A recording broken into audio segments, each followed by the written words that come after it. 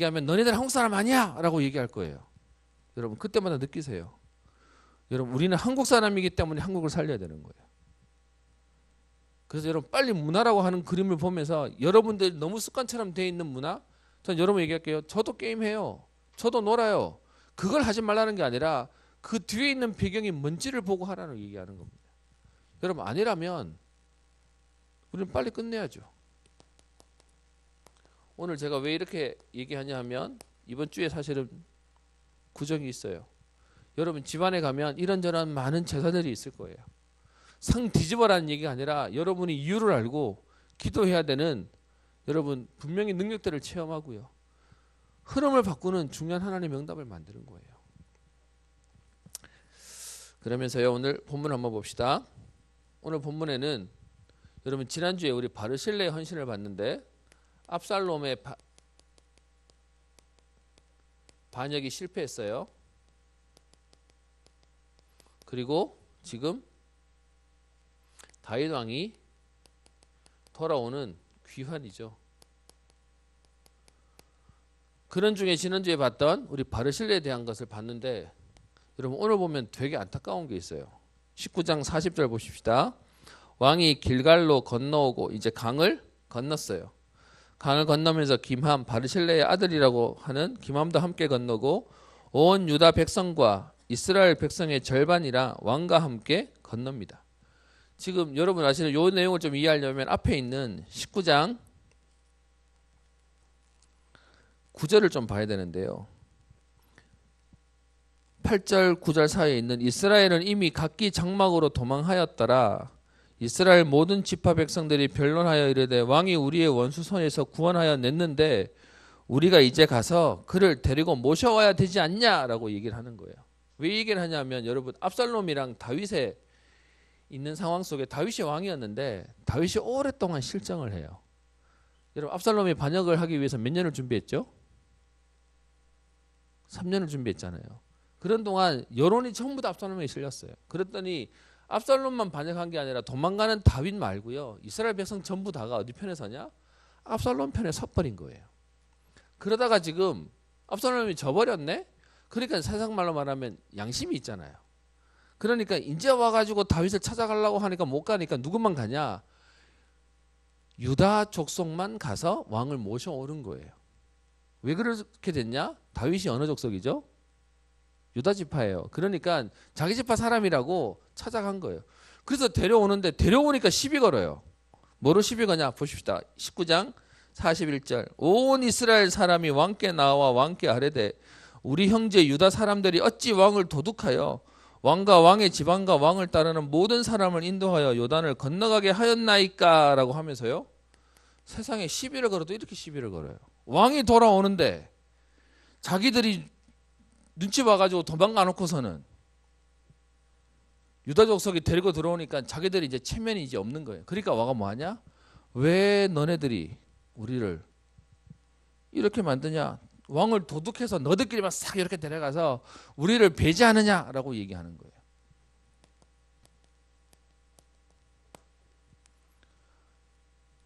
여러분 성경도 보면 재미있어. 성경이 역사적으로 있었던 사건이니까. 여러분 지금도요 사람들은 이 명분 싸움 해요. 도둑이 지발 저린다고요. 어떤 면에서는 방귀낀 놈이 성질낸다고 더 큰 소리 빵빵 치는 거예요. 그러면서 42절에 뭐라고 얘기합니까? 왜 너네들이 왕을 도둑해서 너네들끼리만 이렇게 사람을 데리고 했냐? 왕을 맞았냐? 그랬더니 41절 유다 사람이 대답하죠. 왕은 우리의 종친인 까닭이기 때문에 그렇게 했지 않냐? 그러면서 너희가 어찌 이 일에 대하여 분내느냐? 우리가 왕의 것을 조금이라도 얻어 먹었느냐? 왕께서 우리에게 선물로 주신 것이 있느냐? 라고 얘기하면서 우리는 그냥 뭐 얻어 먹으려고 한 게 아니라 우리 지파 사람이니까 우리가 한 거야. 근데 그걸 안 통해요. 42절 이스라엘 사람이 유다 사람에게 대답하여 이르되 우리는 왕에 대하여 열목을 가졌으니 여기서 말하는 열목의 말의 의미가 뭘까요? 지파가 12지파잖아요. 그 다음 유다 지파 한 명 빼고 나면 나머지는요 11지파. 근데 왜 열목이라고 하냐? 베냐민 지파, 유다와 베냐민 지파가 유다 나라가 되고 북쪽 이스라엘. 사실 여기서부터 뭐가 시작되냐 하면 솔로몬 때 나라가 나눠지는 단초적인 일들이 여기서부터 사실 시작된 거예요. 그래서 야, 이스라엘에 사람이 얼마나 많은데 너네들끼리 딱 해가지고 우리 10사람에 대한 목은 배제해버리냐 라고 지금 시비를 딱 걸어버리는 거예요. 그래서 뭐라고 표현하죠? 왜 우리를 멸시하냐?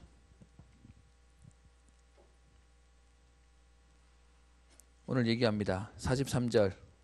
왕에 대하여 열목을 가졌으니 다윗에 대하여 너희보다 더욱 관계가 있거늘 너희가 어찌 우리를 멸시하여 우리 왕을 모셔오는 일에 먼저 우리와 뭐 안 했다고요? 의논 안 했다고요. 왜 우리랑 야 우리한테 말했으면 우리도 같이 갔지. 근데 치사하게 너네들끼리 가가지고 그렇게 하고 있냐? 라고 얘기하는 거죠. 여러분 이거 그래서 제가 오늘 제목 붙이기를 10이라고 붙인 거예요. 여러분 이건 행동의 문제 아니에요. 뭐가 문제인 거죠? 괘씸한 거예요. 그냥 믿고 싫은 거예요. 여러분 가족끼리 싸울 때 왜 싸우죠? 그것 가지고 싸우는 게 아니라 사실은 얘가 싫어. 근데 건수가 생겼네. 그래서 가서 뭐라 하는 거잖아요.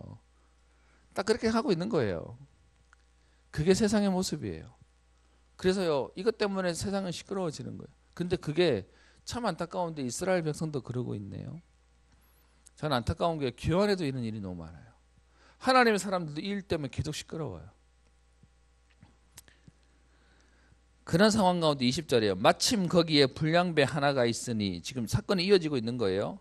이런 상황들 가운데 이렇게 서로 막 왈가왈가하고 있는데 일단 이러면 숫자적으로 이스라엘 사람들이 열이고 유다 지파 사람은 하나밖에 안 되니까 지금 쪽수로 말하면 밀리는 거죠. 그런 중에 불량배 하나가 있는데 그의 이름이 누구라고요? 세바. 20장 보고 있습니다. 세바라고 하는 사람이 이 사람은 또 베냐민 지파네요. 베냐민 지파가 누구의 후예들이죠? 사울 왕. 그러니까 딱 모양새가 전에처럼 이제 감정이 있었던 집안이죠. 왕족에서 지금 밀려난 폐위된 왕족이 된 거죠. 그 사람이 지금 성경은 불량배라고 표현하면서 얘기합니다. 우리는 다윗과 나눌 분깃이 없으며 이새의 아들에게서 받을 유산이 우리에게 없도다. 이스라엘아 각각 장막으로 돌아가라 라고 하니까 어떻게 해요? 사람들이 또 그 말을 듣고 2절에 다윗 따르기를 그치고 올라가 비그리 아들 세바를 따르나 유다 사람들은 왕과 합하여 요단에서 예루살렘까지 따르니라 라고 해서 사실은 실제로 나라가 갈라진 거는 다윗 이후에 솔로몬 이후에 나눠지지만 이미 갈등들은 계속 있었던 거예요. 꼭 우리나라에 여러분 잘 모르시지만 영남 호남 뭐 진보 보수 이 갈등이 있었던 것처럼 기본적으로 가지고 있었던 거예요. 그렇게 하고 있는데 그런 중에 오늘 어떻게 해요? 이 정도가 아니라 이들이 패거리를 만들어서 자기들끼리 모이는 내용이 나옵니다. 여러분 이 내용이 뒤 20장 전부에 대한 내용인데 좀 간단하게 여러분 그냥 제가 말로 설명하고요. 그렇게 해서 그들이 어느 정도로 가냐? 오늘 뒤에 보시면 6절 다윗이 이에 아비새에게 이르되 이제 비그리 아들 세바가 압살롬보다 우리를 더 헤아리니 너는 내 주의 부하들을 데리고 그의 뒤를 쫓아가라. 그러면서 그가 견고한 성읍에 들어가 우리들을 피할까 염려하노라. 지금 자기들끼리 딱 패거리 만들어 가지고요 쭉 가는데 다윗이 이제는 아는 거예요. 압살롬이 반역했는데 저놈은 하고도 더 남을 거야. 그래서 따라가서 세력을 만들지 못하도록 하라 라고 하면서 그 뒤에 전쟁의 내용으로 해서 그 다음 있는 22절까지 그 세바의 패거리들을 무찌르는 장면들로 그 내용이 나와 있습니다. 나머지 읽어보시면 되고요. 그러는 중에 이 사람들이 도망가면서 어디 지역에 들어가냐 하면 14절 세바가 이스라엘 모든 지파 가운데 두루 다녀서 아벨과 벤마아가와 베림 온 땅에 이르니 그 무리도 다 모여 그를 따르게 되는데 지금요 요압 왕이 그 세바를 찾으러 가게 되니까 오늘 15절 보세요. 요압과 함께한 모든 백성이 성벽을 쳐서 헐고자 하더니 지금 어느 지역 한 지역으로 들어갔는데 이름 뭐 저도 어려워서 못 외우겠어요. 이 지역에 들어갔는데 그 지역에 들어간 세바 때문에 요압 군사들이 와가지고 성벽을 다 무너뜨리고 그 성벽에 있는 사람 다 잡아 죽이려고 하는 상황이 돼버린 거예요. 그러니까 그 중에 누가 움직입니까? 17절 16절. 그 성읍에서 누가 움직여요? 지혜로운 여인. 여러분, 이 정치적인 상황에 다윗은요 군사를 보내는데 실제로 여기서 사건은 굉장히 쉽게 끝나요. 지혜로운 여인 하나가 와가 얘기해요. 우리는 왕의 백성들인데 왜 선한 우리를 지금 당신들이 와서 공격하려고 하냐?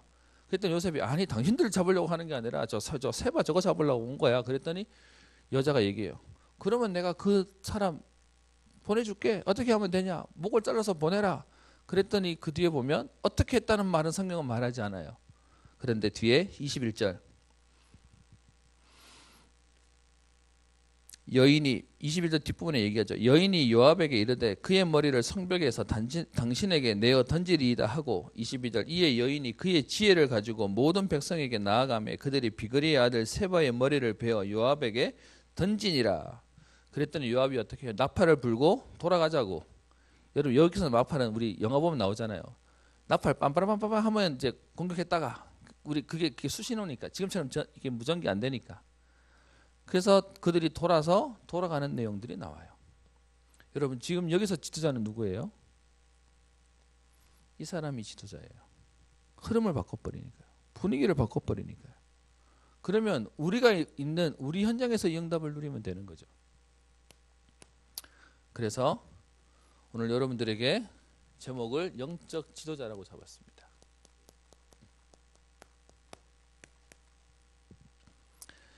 여러분들이 분명히 기억해야 될 게 있습니다. 세상에서는 보스와 지도자를 나눕니다. 참 재밌는 건 여러분 지난주 우리 랩넌트 데이 메시지에 지도자에 대한 메시지를 하셨어요. 우리 여기에 대학 수련회 갔다 온 사람도 알겠지만 대학 수련회 1강 제목이 영적 지도자였어요. 여러분 생각에 우리 경상도에 문화가 하나 있어요. 절대 앞에서 튀어서도 안 되고요. 뒤에 쳐져서도 안 돼요. 안 튀게 중간에 묻혀가라고 하는 게 그게 우리 경상도 문화죠. 약간 공감 안 하나요? 그래서 여러분 앞자리 안 오고 중간쯤에 이렇게 적당하게 묻혀 있는 게 그게 우리 문화잖아요. 그런데 성경은 우리에게 뭐라고 얘기하냐? 지도자예요. 그냥 지도자 말고 영적인 흐름을 바꾸는 지도자예요. 다른 말로 얘기하면 영적인 서밋이요. 그걸 우리에게 얘기합니다. 그래서 유 목사님 표현하셨던 거 가운데 보스는 뭐냐? 영남 보스, 호남 보스, 뭐 진보 보스, 아니면은 뭐 보수의 보스 이러면서요. 자기들끼리 똘똘 뭉쳐가지고 자기들이 이익을 대변하는 거죠. 그런데 지도자는 어떤 사람이다? 적군까지도 살리는 사람이다. 라고 말씀을 하셨습니다. 그래서요. 이 사람이 가지고 있는 첫 번째가 뭐냐? 다른 실력이 있는 것이 아니고요. 영적인 힘을 가지고 있는 겁니다. 그 영적인 힘을 어떻게 표현하셨냐면 하나님이 나와 함께하는 동행의 비밀을 임마누엘의 비밀을 그리고 하나님과 함께 되는 하나님과 함께하는 원네스의 비밀을 누리는 그 영적인 힘을 가진 사람이에요. 여러분 저는 20장에 있는 이 본문 보면서요. 사람의 마음이 딱 이래요. 명분 싸움하고요. 자기들의 이익 싸움하고요. 모든 사람들이 이렇게 저렇게 얘기해요. 목사님 사실은 매 순간과 사건마다 목사님 되게 조심스러워요. 왜 그러냐? 사람들은요. 자기의 이익에 맞게 막 말들을 해요. 목사님 재밌는 얘기 하나 하면 우리 그 주일날 나오는 여러분들 말고요. 우리 교회에서 하는 주일날 메시지에 그동안 제가 이게 뭐죠? B5 종이 한 장으로 이렇게 줘서 한쪽에만 있고 뒤쪽에는 빈 종이었잖아요. 근데 최근에 제가 이걸 바꿔가지고 두 개 만들어서 반 잘라서 주잖아요. 그랬더니 어제 우리 교회 직원들이 밥 먹고 난 뒤 건의가 들어왔어요. 예전에 이렇게 크게 한 장으로 나올 때는 이쪽 면이 너무 아깝다는 말이 있었는데 지금 막상 자르고 나니까 다시 옛날로 돌아가자고 얘기한다는 거예요. 자기들이 노트를 여기 오전 거 쓰고 여기 오후 거 쓰고 이러면 이제 이거 가지고 일주일을 쓸 수 있는데 지금 딱 잘라서 반만 주니까 못 쓰니까 다시 돌아가자는 말이 나온다는 거예요. 제가 딱 듣고는요. 고민이 생겨요. 얼마 전에 잘라서 돌아왔네요.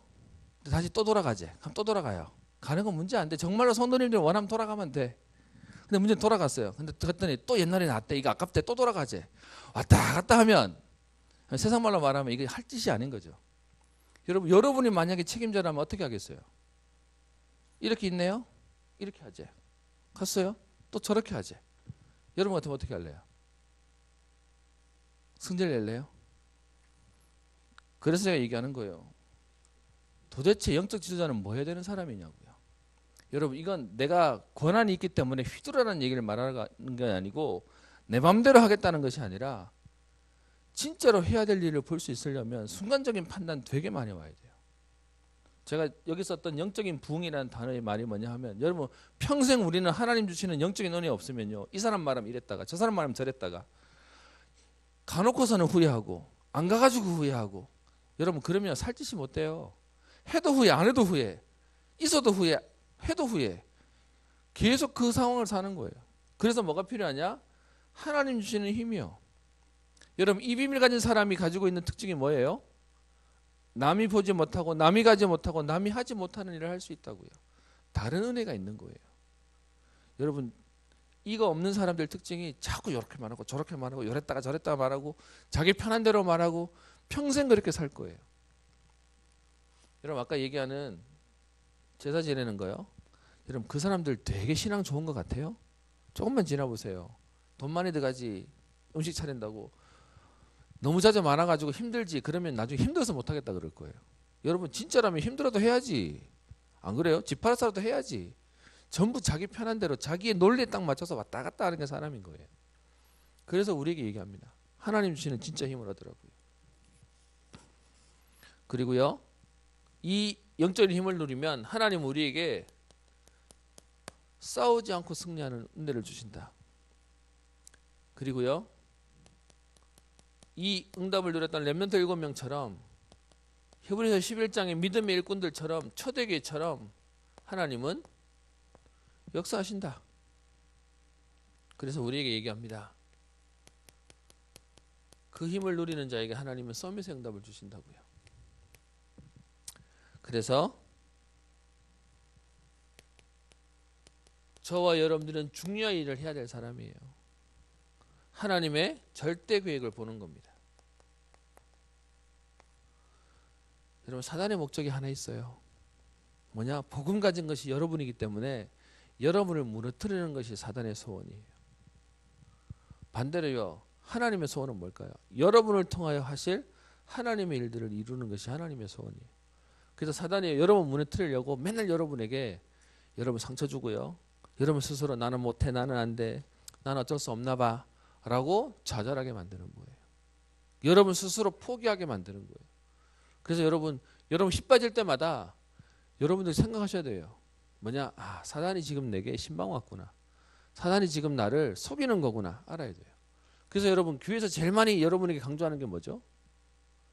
복음 안에 있는 여러분들의 정체성을 묻는 거예요. 여러분이 누군지를 보는 거예요. 여러분 제가 갈등 올 때 제가 약해질 때마다 하나님 앞에 질문하는 게 있어요. 하나님 어떤 면에서 은평교회 기도하는 분이 많이 있지만 하나님이 내게 담임 목사로 이 자리를 맡겼다면 하나님 내가 하나님 은혜 누려야 됩니다. 내가 흔들리면 교회가 흔들릴 거기 때문에 어떤 면에서는 하나님 앞에서 내가 진짜 기도합니다.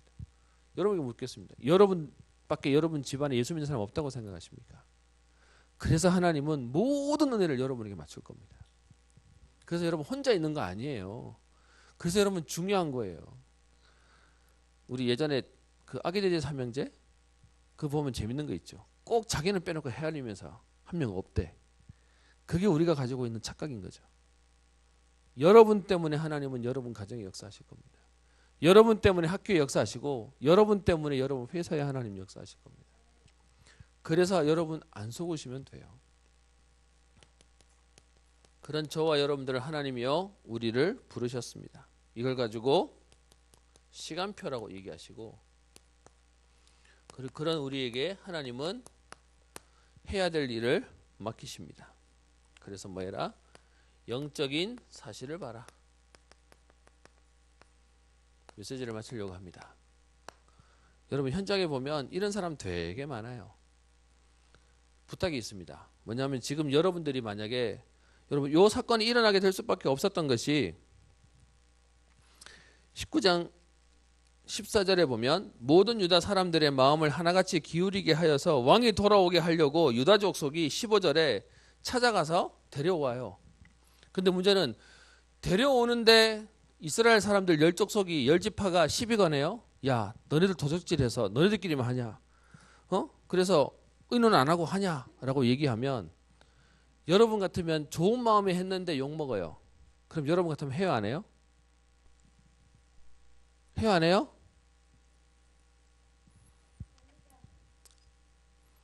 제가 그래서 부탁하는 게 있어요, 여러분. 맞다면 누가 뭐라 해도 해야 돼요.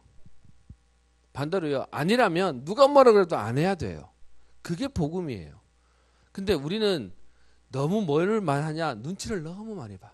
하다가도 누가 뭐라 하면 멈춰버려요. 그래서 사단이 너무 잘 알아요. 우리는 뭐 하면 그만둘 줄 알아. 와서 긁고 뭐라 하고 욕 한번 먹고 그러면 그만둬버리는 거죠. 우선 이만 해놓고 나중에 후회할지도 모르겠어요. 너무 여러분들이 막 하나 앞에서 막 이러면서 가버릴까 봐. 그럼에도 불구하고 저는 여러분에게 부탁하고 싶습니다. 하나님 앞에서 그래서 여러분 이유를 찾는 겁니다. 그거 없으면 오늘 이랬다 내일 저랬다 그렇게밖에 안 되는 거예요. 여러분 부딪히는 게 불편하십니까? 여러분 우리는 다른 인생 사는 거예요. 누가 뭐라 그래도 복음이 맞다면 우리는 그 길 가는 거예요. 그래서 그 힘을 누릴 집중이요. 여러분 안 하다가 이거 해보려고 그러면 되게 힘들 거예요. 누가 뭐라 그러는데 그냥 갈라 그러면 괜히 눈치 보일 거예요. 여러분 스스로 막 할걸요. 목사님이 어쩔 수 없이 자꾸 교회에서 이 상황에 와야 되는데 목사님이 예전에 누구한테 혼내도요. 뭐라 해놓고서는 좀 되게 화도 못 내. 그냥 이렇게 약간 뭐라 했는데 뭐라 해놓고 돌아서서 혼자 가슴이 벌렁벌렁 하는 거야. 이게 맞는 거야 틀린 거야 막 이러면서요. 몇 번 흉내 내보니까 죽을 것 같아. 그냥 차라리 그냥 내가 참고 사는 게 더 편해. 그래서 계속 참고 살았더니 일이 안 되더라고요. 오늘 여러분이 왜 하냐? 여러분 교회 일을 해보면 사람이 있는 데서 일을 해보면 많은 사람을 통솔해야 되는데 여러분의 한계에 매번 부딪힐 거예요. 그래서 여러분 아마 그 한계에 부딪히는 게 싫어서 열의 아홉은 그럴걸요. 리더 자리에 서고 싶지 않을 거. 그냥 뒤에서 있는 거. 그래서 여러분 뒤에서 맨날 뭐하냐? 맨날 뒤에서 이제 이래라 저래라 이거 안 맞고 저거 안 맞고 이래하면서 평생 뒤에 있는 인생 살아버리는 거예요. 그래서 여러분에게 얘기합니다. 힘없이 앞에 있으면 힘들어요. 그러면 여러분 힘없기 때문에 계속 뒤에 있는 인생 살래요? 아니요. 그래서 하나님 주시는 힘이 필요한 거예요. 그럴 수 있는 여러분의 힘을 키우는 여러분만의 은혜를 누리는 데를 찾는 거예요. 그래서 여러분 이게 기도 속에서 말씀 속에서 확인되어지면 갈 수 있어요. 왜 집중해야 되냐? 여러분 우리의 영과 우리의 마음이 다른 말로 생각이라고도 하죠. 그리고 우리의 몸이 사람한테 가지고 있는 영, 혼, 육을 얘기하는 거죠. 요 세 가지가 일치되어야 행복해요. 근데 여러분 아시죠? 내 마음은 하고 싶은데 내 생각은 하면 안 돼. 내 몸은 원하는데 내 마음은 해야 되는 줄 아는데 내 몸은 하기 싫어. 네, 우리는 이거 갈등하고 살아요. 그죠? 제가 생각하는 갈등은 이게 따로 노는 거예요. 근데 여러분 이게 하나가 되어진다? 그것만큼 행복한 게 없어요. 그것만큼 누려지는 게 없어요. 여러분 갈등을 넘어서는 진짜 힘을 누리는 겁니다. 그거 할 수 있는 여러분만의 시간을 찾는 거예요. 그래서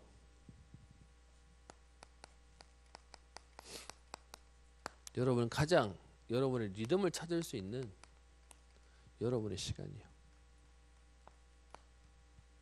목사님 사실 이게 필요해요. 뭐냐면 목사님 예행 연습 안 하면 미리 준비 안 하고 갑자기 탁 다치면 당황해요.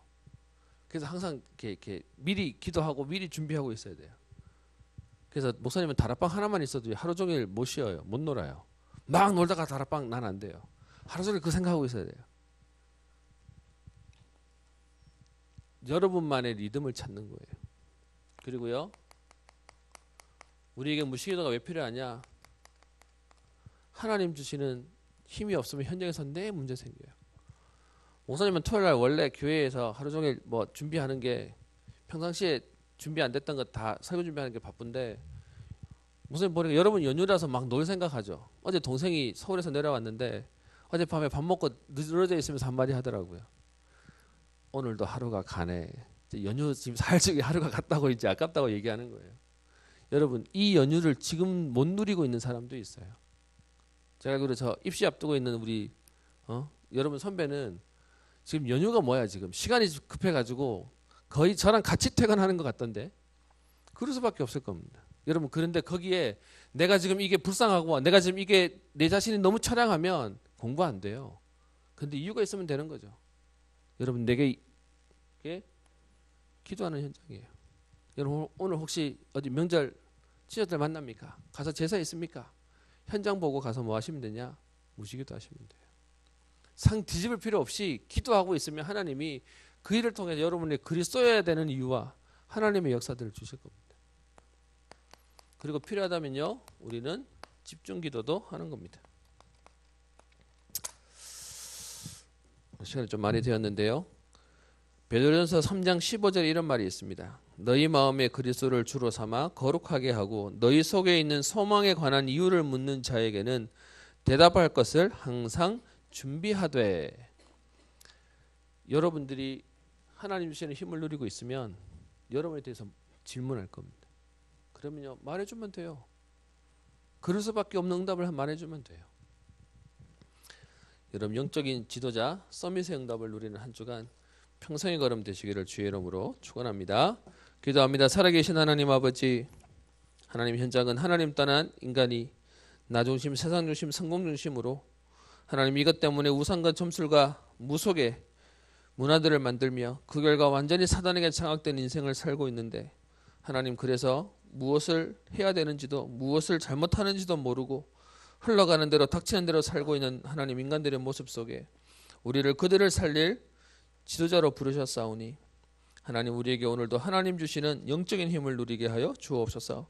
싸우지 않고도 이기는 하나님의 응답을 누리게 하시며 하나님 이 일 때문에 모두를 살리는 천명 소명 사명의 응답을 누리는 걸음 되게 하옵소서. 하나님 이 은혜를 누릴 집중의 시간표와 하나님 되어지는 기도의 응답을 누리게 하셔서 현장을 살리는 하나님의 응답을 보게 하시며 되어지는 하나님의 역사를 누리는 응답의 인생 되게 하옵소서.